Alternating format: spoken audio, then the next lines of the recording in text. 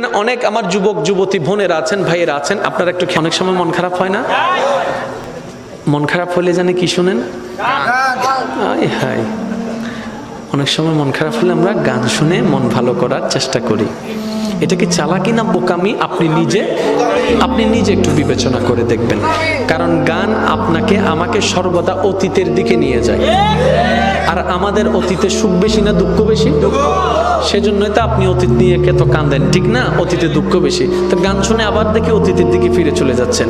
আমি বলি বোন, আমি বলি ভাই, মনটা যদি বেশি খারাপ হয়, অনেক কিছু তো ট্রাই করেছেন, সাময়িক কিছুটা শান্তি পান, আবার সে আগে ডিপ্রেশনে চলে যাচ্ছেন। মন খারাপ, এটাও ভাল লাগে না, সেটাও ভাল লাগে না, কফিও ভাল লাগে না, চাও ভাল লাগে না, কোনো কিছু ভাল লাগে না।